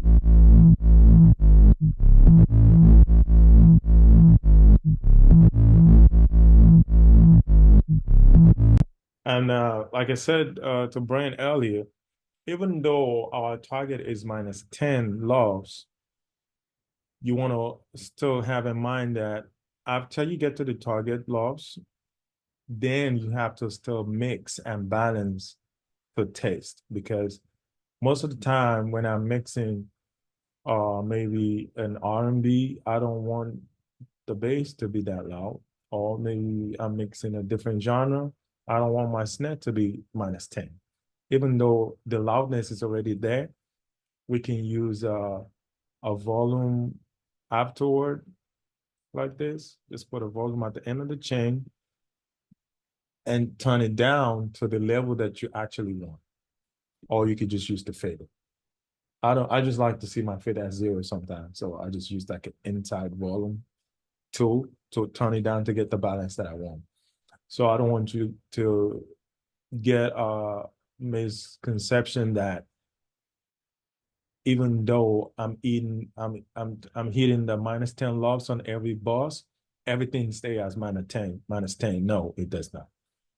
Is But you that want to do it. You want to do it after, so it's hitting all the compression and everything at the right, and then you're not turning down because obviously if you're feeding the compressor less, then it's working less. Oh, I didn't get that. Say that again. So you, like you said, you'd use the gain at the end of the plug-in chain so that at least it's still driving the compression or whatever chain you've got as hard, so it's still doing its Exactly. job, and then you're backing it off afterwards. Yeah. Exactly. So I'm just using a volume tool at the end of the chain to bring the level to where I want it to be. So,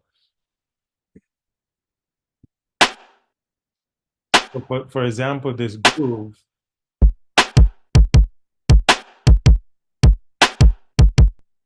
So this snare, I may not want it to be this loud. So I could probably just turn it down like 3 dB or 4 dB.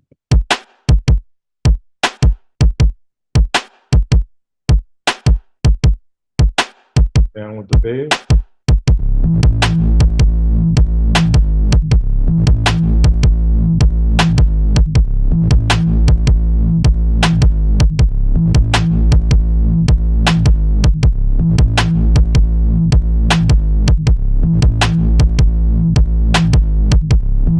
We already hitting -7, and there is no vocal in this mix yet. Does this sound like it's crapping out to you guys? Or does it sound like it has some dynamics and life in this mix? I'm hearing dynamics and live. What about you, Darren? In fairness, I'm on an iPhone speaker, but that snare's still cutting. Everything's got its space, you know. It's still breathing on the iPhone speaker. Exactly. That's the point. I don't know about you guys. Before I could get to this level, the way I used to do this was to turn the limiter to crap and turn it all the way up. Like, this is how I used to get to this level before. And you see my L2 is a 0. I used to push this up all the way. That's what they taught me on YouTube.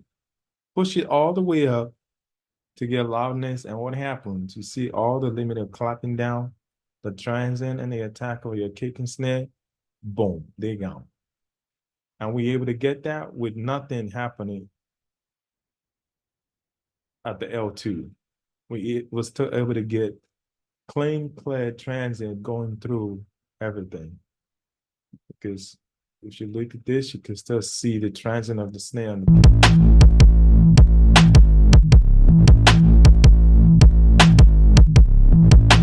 yeah, look at the transient.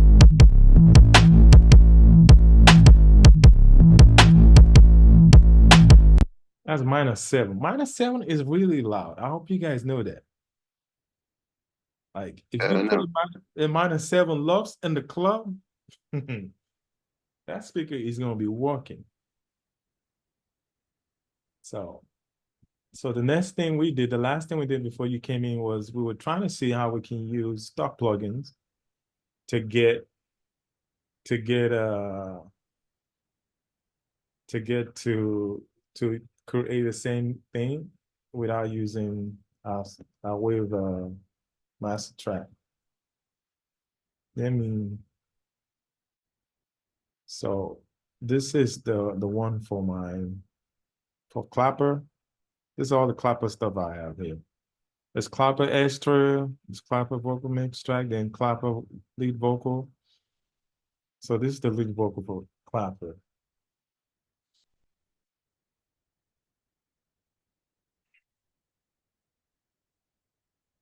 So what I have going on here is our Vox, the REQ, just taking out some of the 150 area. Then I'm going into multiple parallel processing, distortion, R bus, NLS bus, Abbey Roads, CLA 76, and Andrew Shep's chain with the saturation. Then the CLA going on there. Then it's going to 6.6, C6. Then True Verb, adding some early reflections, de-esser, and multiband compression. Then limiter.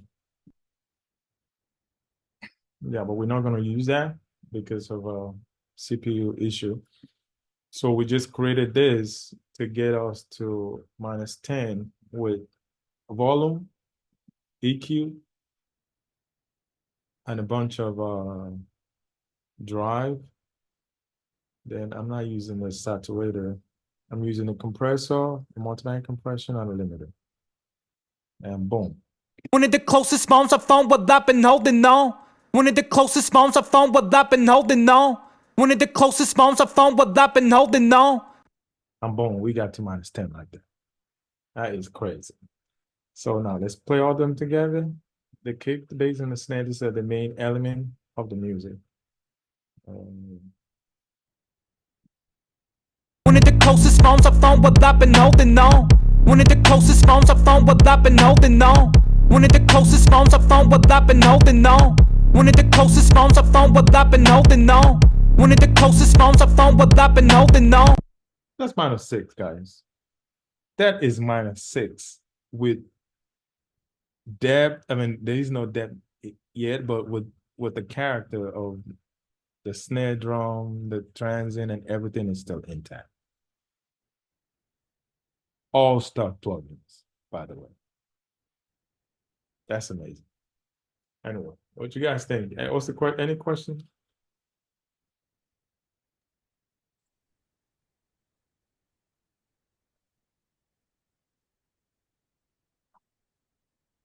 Any question? Just giving you the man chance. So that bass is quite a fat, full sound, isn't it? It's taking up a lot. I mean, obviously, like I said, I'm listening on an iPhone speaker, but it sounds like it's doing a lot of work. Yeah, You it's know, if you had loads. yeah, I know why, and actually I heard it. So it's because we left it out there at the minus. I think the loss is minus 9 or okay, minus 10. So the other things that I would do to my bass is to actually, which is I did that in the master in the waveplug master bus. Let me bring that out so I can show you guys. So the master bus, I usually separate the lower end from the high end for my bass in the waves track. Well, you know, like when you're including the vocals, some people would, if that was bass and pads or whatever, some people carve out a frequency that's in the vocal so that there's more space so the vocals can breathe. Do you take frequencies out, or with this method, does yes, everything yes, go and sit in its own yes, space? yes. Everything, yeah, everything you're saying is correct.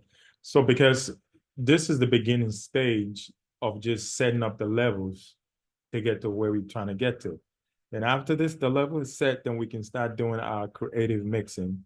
And I use track spacer to do what you're talking about.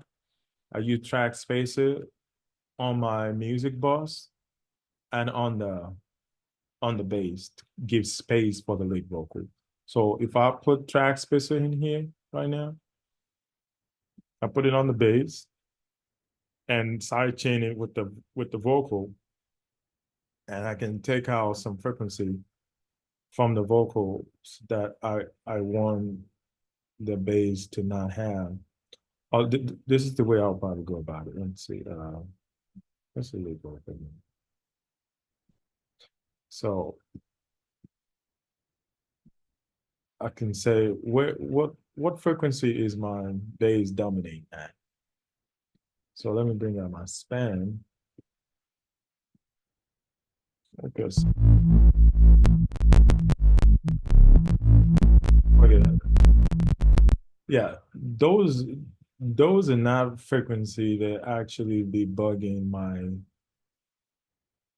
my vocals, but I can say anything from maybe 200 could be bugging my vocal. So like,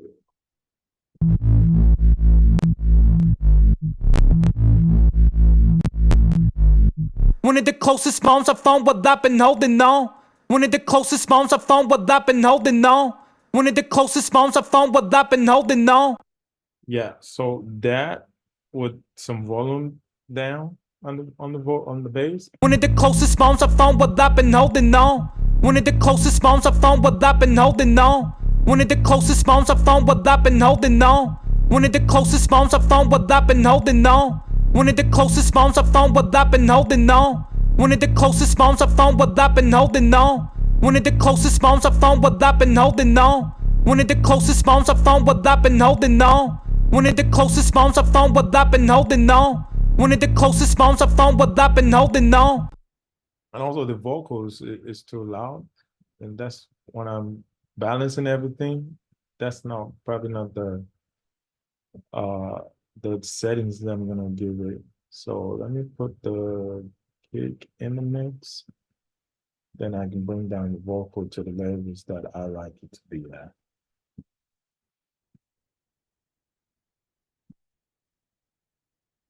One of the closest bones I found what I've been holding on. One of the closest bones I found what I've been holding on. One of the closest bones I found what I've been holding on. One of the closest bones I found what I've been holding on. One of the closest bones I found what I've been holding on. One of the closest bones I found what I've been holding on. One of the closest bones I found what I've been holding on. One of the closest bones I found what I've been holding on. One of the closest bones I found what I've been holding on. One of the closest bones I found what I've been holding on. One of the closest bones I found what I've been holding on. One of the closest bones I found what I've been holding on. Yeah. So what I was trying to show you earlier with the Clapper 808 Master, inside that I have a split right here. This chain does a split for the lower bass section and the higher bass section where I'm able to add more guitar amp to make sure my bass is coming through on small speakers. And also I'm doing PS22 to split the vocal, the bass into a stereo on the upper range. And also, yeah, some out bass compressor and all that good stuff. So So these Waves racks, then you've got 99% of your mixes. It just works now, kind of thing. you say what? 99% of your mixes, you just virtually switching these racks on, and they work. You're not having to reset it every time. That's pretty much your mixing template. Yes, that is created to give me like 99% there. You know, if I have to tweak anything as far as taste or as far as what the specific mix needs, yeah. Yeah. But it is created to get you to that to get you win the loudness war in terms Yeah. of loudness, loudness and dynamic loudness. Separation and clarity as well. Yeah.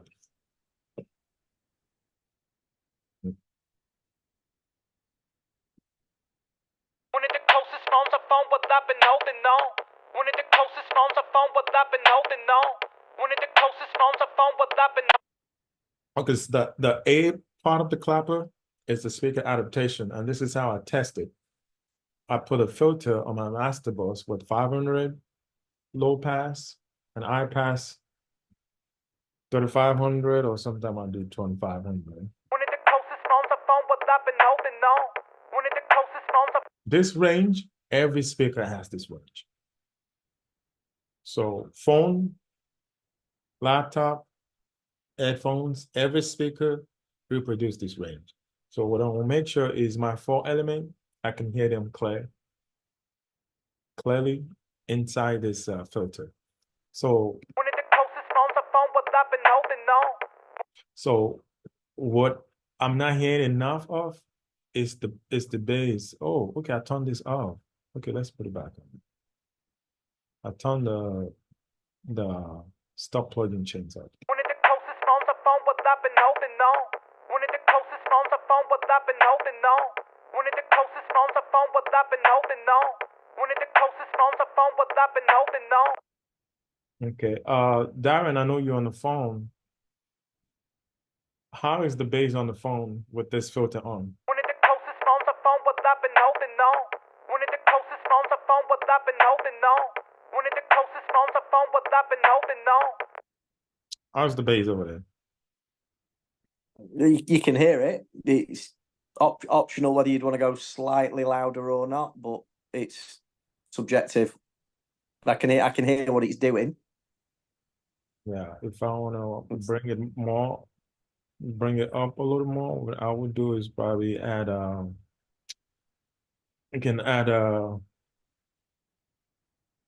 parallel processing, the one I created in the Wave plugin. I can just recreate it here with stop plugins and just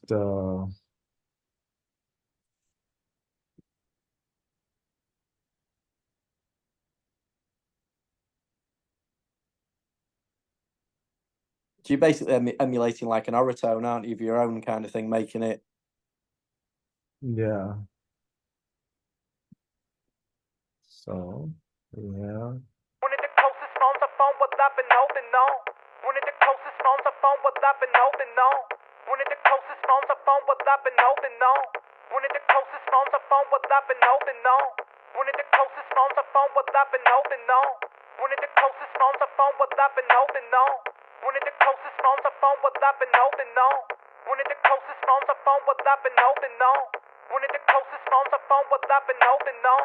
One of the closest phones I found what I've been holding on. One of the closest phones I found what I've been holding on. One of the closest phones I found what I've been holding on. One of the closest phones I found what I've been holding on. One of the closest phones I found what I've been holding on. One of the closest phones I found what I've been holding. Yeah, so that should fix it. And we can just go up and down volumes as much as we want. One of the closest phones I found what I've been holding on. One of the closest phones I found what I've been holding on. One of the closest phones I found what I've been holding on. One of the closest phones I found what I've been holding on. One of the closest phones I found what I've been holding on. One of the closest phones I found what I've been holding on. Yeah, you see, we went back down to -8 because I brought down the vocals and the bass a little bit and the snare. And that is good because we still have other element in the mix, like the music. So by the time we add those, we should maybe get back to -7. And if not, I can just turn up a little bit of anything I want to get back to the target loudness.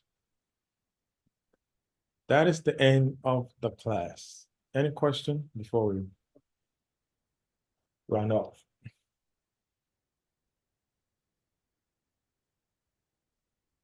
What was that exact high pass on the 500 on your master? Because that really did make a massive difference, didn't it? Like you say, tweaking it on the same range that laptop speakers and my phone's going to react on. 500 to 2,500. It was really good. Yeah. So this is the end of the Papa Mixing Masterclass. Thank you very much. You're welcome. Brent, any question?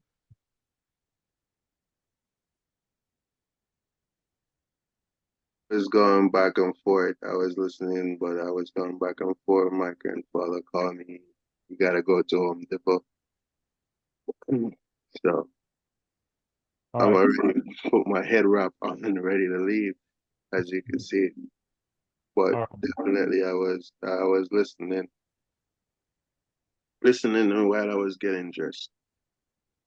All right. Thank you guys for coming. And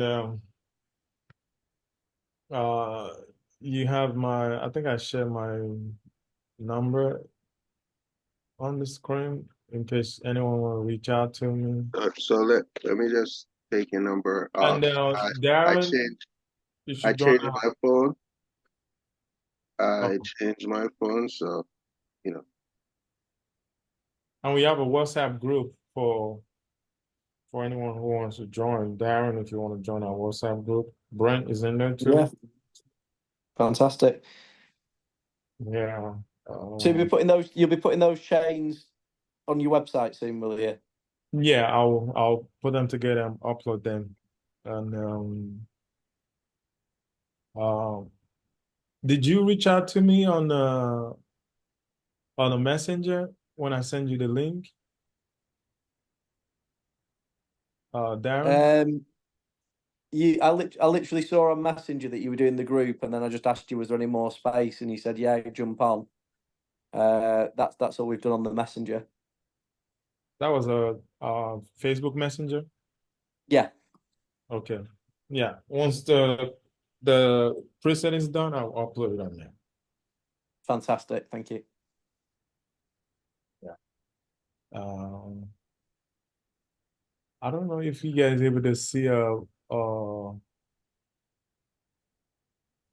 Definitely before I go, I will Yeah. contact you for some beginner class and what we spoke about earlier.